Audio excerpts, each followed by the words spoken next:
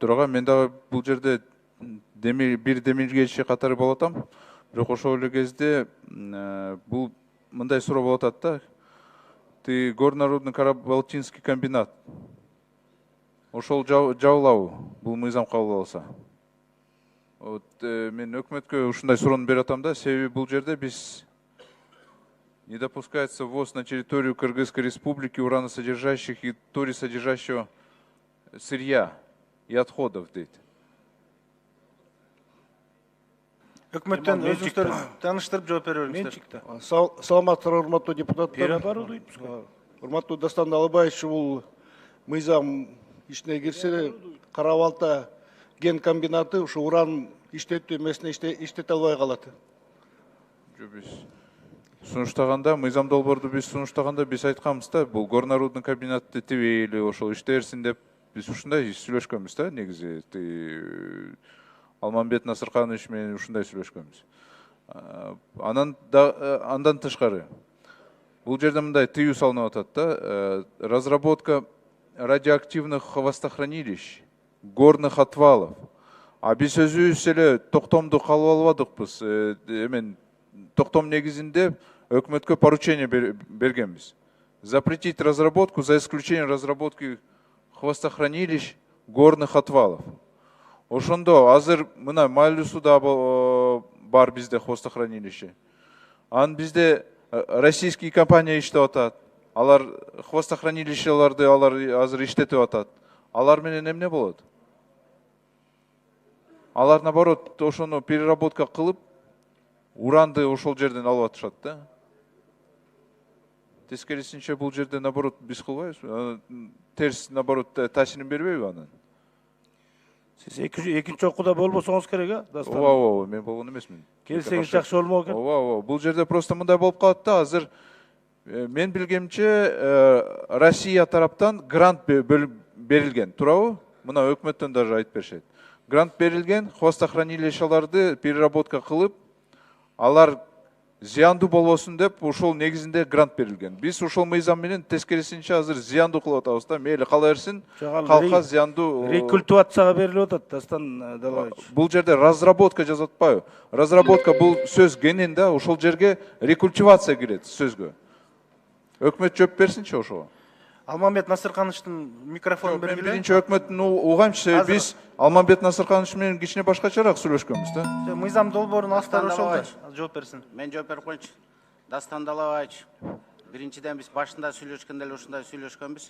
Бул жана башкача сүйлөшкөнбүз дегениңизге да. Анан бул мыйзам 3-чү талкууда болуп атат. Сиз урматтуу Дастан Далабаевич, биринчи статьянын 2-чи пунктун окусаңыз, ошондо жана сиз айткан кооптонуунун баары ошол мыйзам менен чечилет. Анткени МЧСтин өзүнүн тармактык мыйзамы бар. О хвостохранилищах и горных отвалах деген, о радиационной безопасности населения Кыргызской республики деген. Бул биз кабыл алып аткан мыйзам. Ошол эки мыйзамга каршы келбейт, жана ошол эки мыйзам жана сиз айткан көйгөйлөрдү чечет. Ал эми биз сунуш кылган мыйзамда эки гана маселе. Уран менен торий казылбасын, жана сырттан уран алып келип Кыргызстанда иштетилбесин. Болду. Калган маселелердин бардыгы жогоруда айтылган эки тармактык мыйзам менен чечилет.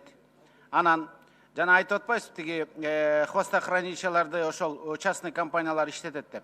Алар эми иштетпейт. Анткени хвостохранилищелерди жана вторичный переработка деген мурун бар болчу, азыр ушул эки тармактык мыйзам менен гана жөнгө салынат, ал эми жеке компаниялар иштетилбейт. 10 секунд Дастан Далабаевичка. Хорошо, ты горнорудный комбинаттын тагдыры кандай болот? Ошол жерде салык азыр канча төлөп атышат, канча киши иштеп атат, ошону айтып бергилечи өкмөттөн. Мен айтып берейинчи ким? Бул жерде урматтуу депутаттар, сиз суроону мага берсеңиз, анткени өкмөт бул жерде ачык эле айтып коюш керек, каршы чыгып атат бул мыйзамга. Азыр дагы мындай жооп бергенде дагы Кара-Балта заводу жабылып калат деп. Жабылбайт Кара-Балта завод, ал менчик завод. Аны башкача Чаткалдан, Таластан жана Руданы Казакстанга алып барып ташып атпайбы? Ошол алтынды переработка кылганга перепрофилировать этип, ал жеке менчик завод иштесе болот.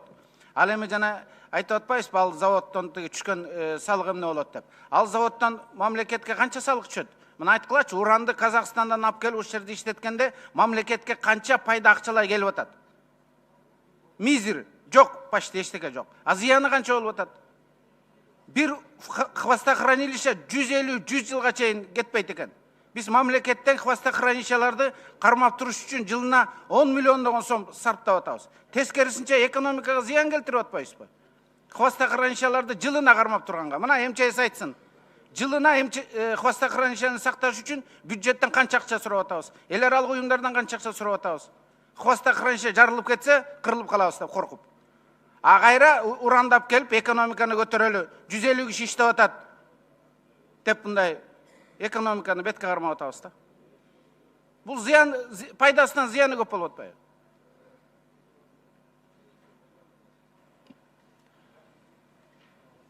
Он секунд бергиле Дастан Далбаев. Дастанбек Артисбекович, мен өкмөттөн сурасам, бияқта жооп бере атышат да. Мен иштетүүгө тыюу салынганга каршы эмесмин. Мен КГК боюнча сурап атам да. Өкмөт айтпайсыңар, разработка менен переработканын айырмасын билеби? Ошону айтып коелачы. Хвостохранилище деген бул переработка. Разработка казып алуу. Эки сөз менен айтып койсоңор.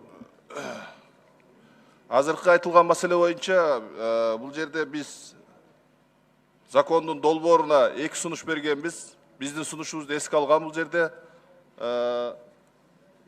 Депутаттар туура айтат. Мына жерде статьянын, биринчи статьянын 2 бөлүгүндө бул жерде так жазылган. Бүгүнкү күндөгү хвостохранилищелерди рекультивация кылып иштеткенге бизге уруксат берилген бул жерде. Кара-Балта кен комбинаты боюнча айтып коет элем.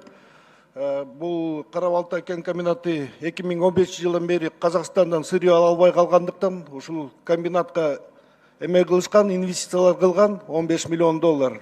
Ошол Кызыломполдогу Россыптарды иштетсе, бир жылда мисалы 1000 тонна уран өндүрсө, ошондо $70 миллион жакын продукция алынмак, андан 500 миллион сомго жакын налог төлөнбөк. Эми бул мыйзам ишке киргенден кийин анда бул жумуштардын баары токтоп калат, токтотулат.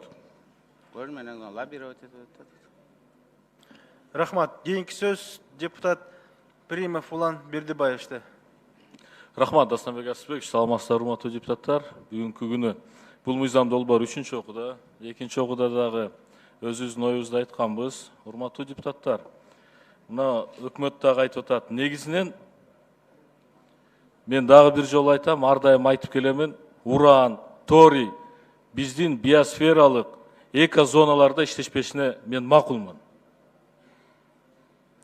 Бирок жалпы территорияда, жалпы Кыргызстанда иштебесин деп баарына запрет коюп коюш бул канчалык туура? Эгерде бардык технологияларды сактап, эгерде тиешелүү төлөмдөрүн төлөп берип атса, биз эмне үчүн жок дешибиз керек? Эми биз баягы жогоруда айтылганда экономиканы бетке кармап атасыңар дейт. Бирок экономика болбосо, мамлекет өнүкпөйт, эл өнүкпөйт.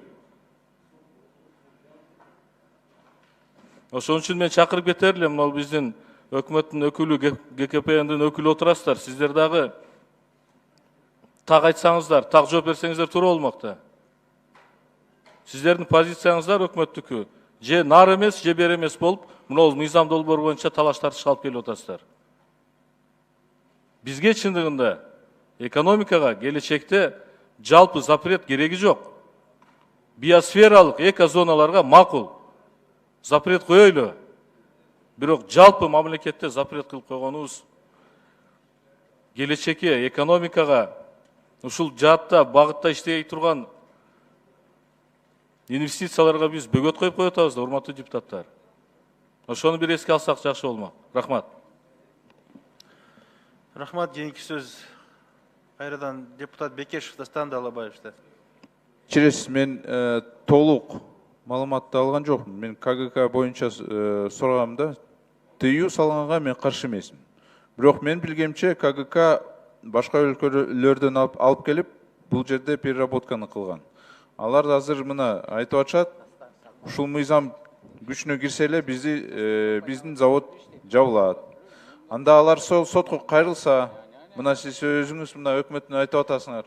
15 миллион доллар инвестиция болду. Мейли, кызым Омпол уже иштебей жатат. И иштебейт, иштетпейбиз аны. А бирок алар башка жерден алышпайбы? Туурабы? Казакстандан алатат. Туура айтасыз, бирок могу эме жанагы экинчи стадияда не допускается ввоз уран содержащий сырья деген сөздү алып койгонго эме киргизгенбиз, бирок ал колдонгон жок. КГК канча салыкты төлөп атат айтсаңызчы? 2018 жылда канча төлөгөн? Канча ошол жерде жумушчу орундар бар? Ошону айтсаңызчы, так маалымат, цифраларды айткылачы. Азыркы маалда комбинатта сырье жоктугунан иштебей турат. Иштебей турат. 150 киши числится эмедечи комбинатта. Бул иштетүүгө 300 орундан көп киши жумуш орундар бар да комбинаттачы. Бирок сырье жоктугунан иштете албайт. Салык төлөнбөйт, компания иштебейт, туурабы? Азыркы маалда ошондой сырье жоктугунан иштей албай атышат. Сотко кайрылыш мүмкүнбү ошол мыйзам күчүнө кирсе? Мүмкүн. Так, силердики позиция кандай?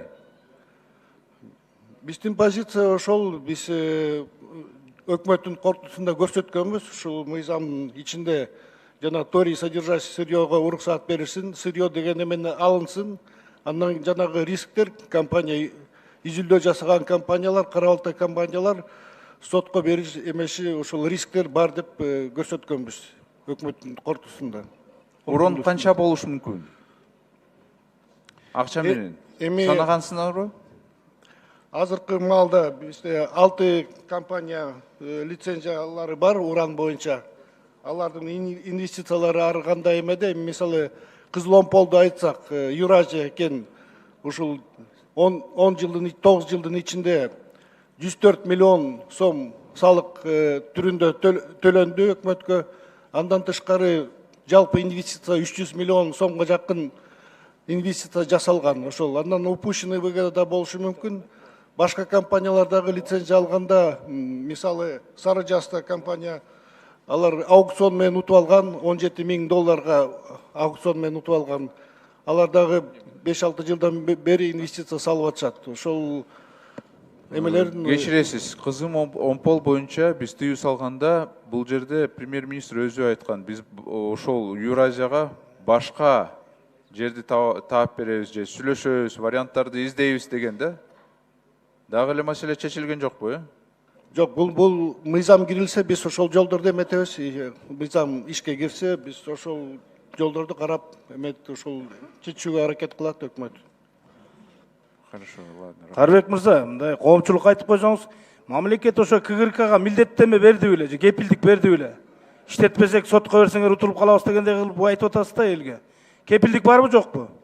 Ал частный компания. Кызыл Омпол тоже частный компания. Каяктан мамлекетти сотко бериш керек?